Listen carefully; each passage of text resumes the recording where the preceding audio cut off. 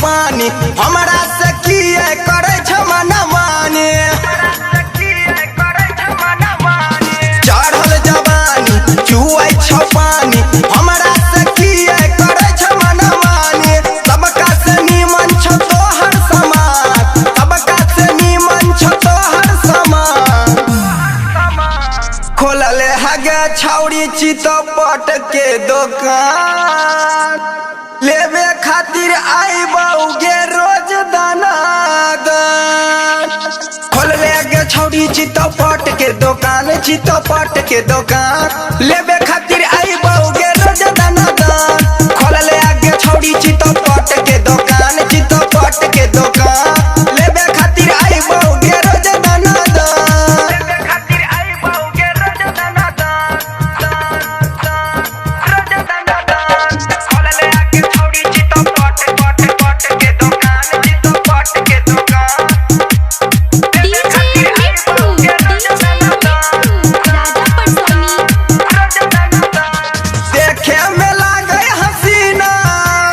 छूट जात तोहर पसीना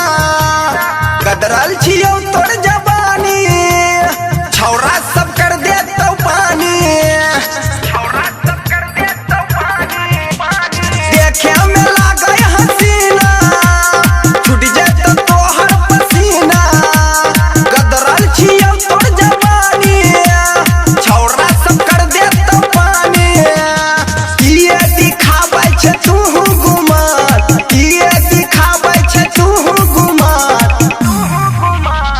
खोलले हगे छौरी चितपट के दुकान लेवे खातिर आई बउगे रोज दाना खोलले हगे छौरी चितपट के दुकान लेवे खातिर आई बउगे रोज दाना खोलले हगे छौरी चितपट के दुकान लेवे खातिर आई बउगे रोज दाना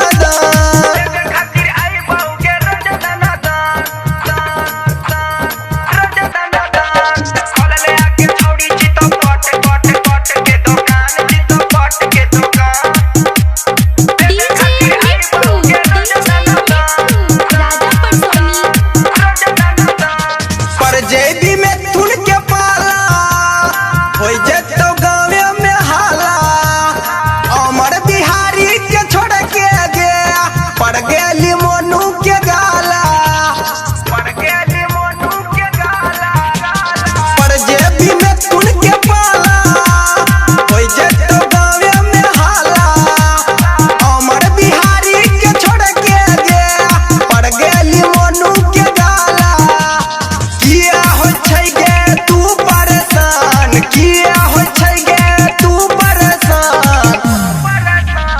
खोलले हगे छौरी चितपट के दुकान लेवे खातिर आई बउगे रोज दाना खोलले गे छौरी चितपट के दुकान लेवे खातिर आई